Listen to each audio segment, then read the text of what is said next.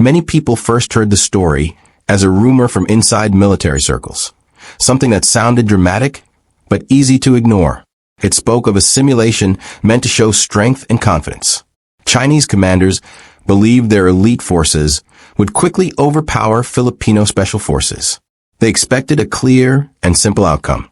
What they did not expect was that the exercise would slowly turn into a lesson about patience, terrain, and the danger of underestimating an opponent. The simulation was planned during a period of rising tension in the West Philippine Sea. Patrols and military drills had increased as different nations tried to show presence without starting real conflict. Planners wanted to test strategies in a controlled setting. A scenario was designed where Chinese units would face Filipino special forces in jungle and coastal terrain, allowing analysts to observe how each side reacted under pressure. Inside planning rooms, confidence slowly turned into quiet mockery. Some Chinese commanders believed Filipino forces were too small and lightly equipped to matter. They assumed that modern weapons, large numbers, and advanced systems would decide everything.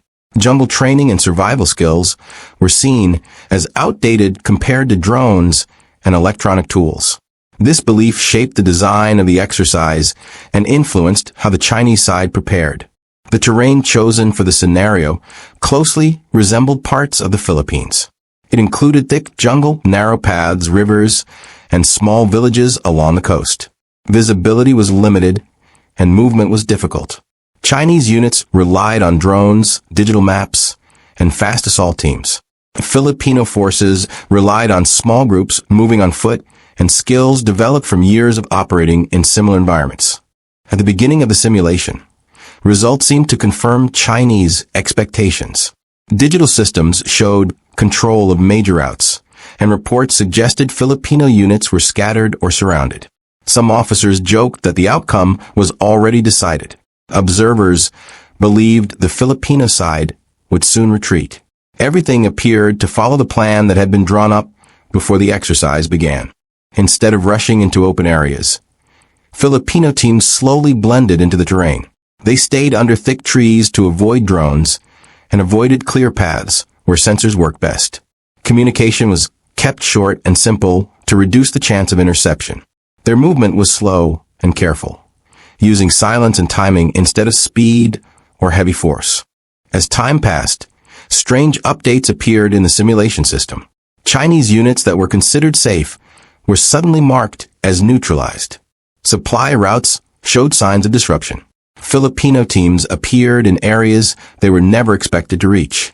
At first, commanders believed these results were caused by technical errors rather than real tactical success. When analysts reviewed the recorded data, the pattern became clear.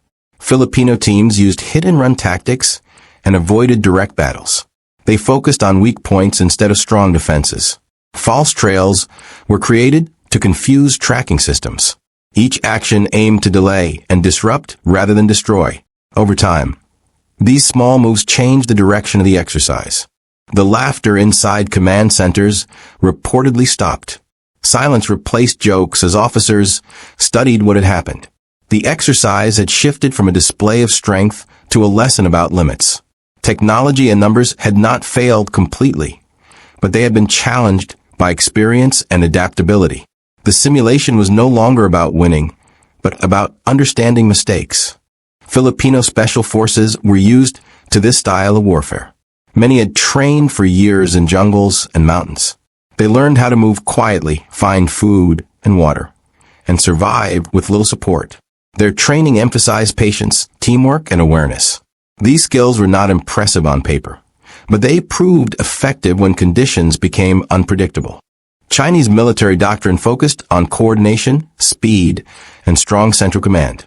This approach worked well in open terrain where communication was clear. In thick jungle, signals weakened and movement slowed. Decisions had to be made by small unit leaders instead of higher command.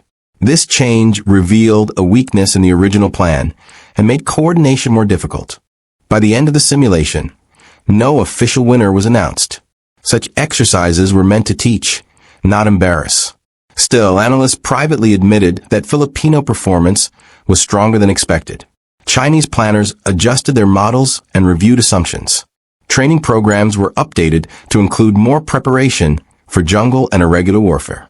The story spread quietly through analyst circles before reaching the public. Reports that commanders had laughed at first, and then grown serious, made it symbolic. It showed how quickly confidence could change when tested by reality. For many Filipinos, the story became a source of pride, proving that skill and discipline could earn respect. The lesson was not about one nation being better than another. It was about the danger of underestimating an opponent. Simulations exist to reveal weaknesses before real conflict happens. In this case, the main weakness was not equipment, but attitude. Overconfidence led to poor preparation and false expectations. As regional tension continued, the story gained meaning. It reminded leaders that conflict is not only about ships and missiles. It is also about people who think, move, and adapt. Training shapes behavior long before any battle begins. Predictions mean little if they ignore real human skill and experience. After the exercise, both sides adjusted parts of their training. Chinese units increased focus on jungle and close-to-range drills. The Filipino forces continued sharpening small team tactics and survival methods. Quiet changes like these shaped future strategies without firing a single shot. Lessons learned in simulation could prevent costly mistakes later.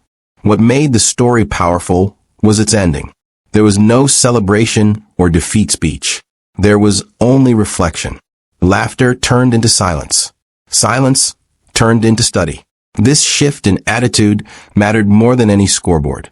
It showed that true strength includes the ability to learn and change. For many viewers, the hook of the story was not only surprise, but how the surprise happened. It came from patience instead of power. It came from movement instead of machines.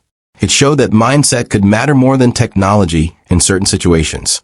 This idea challenged common beliefs about modern warfare. The simulation became a warning to those who believe war is simple. Even controlled exercises can produce unexpected results. Those who prepare for complexity are better able to adapt.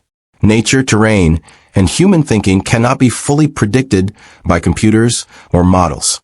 Real conditions always create new problems. Analysts later described the event as a lesson rather than a failure. It reminded planners that respect for an opponent is part of preparation. Ignoring another side's strengths creates blind spots. Confidence must be balanced with caution. Without that balance, even powerful forces can be surprised. For Filipino forces, the simulation proved their training was valuable. Years of discipline and survival practice produced results without loud displays of power. Their success came from cooperation and restraint rather than heavy weapons. It showed that small units could influence outcomes through skill and planning. For Chinese commanders, the experience encouraged broader thinking. It highlighted the need to prepare for many kinds of warfare, not only technology-based conflict. Adaptability became as important as strength. The exercise showed that real opponents do not behave like perfect targets on digital screens. In the wider region, the story reduced the chance of miscalculation. It replaced pride with awareness and mockery with understanding. Quiet lessons like this help prevent loud mistakes. Training revealed limits before real danger appeared. Awareness became a form of protection. The public also learned something about power. Strength was not only measured by ships or weapons, but by preparation and mindset. Smaller forces could influence larger ones through knowledge and discipline. This idea changed how many people viewed military balance in the region. What began as a show of confidence ended as a lesson in humility. The jungle rewrote the script. Preparation replaced pride. The simulation proved that power is never simple and victory is never guaranteed. Those who prepare for the unexpected are the ones most likely to survive it.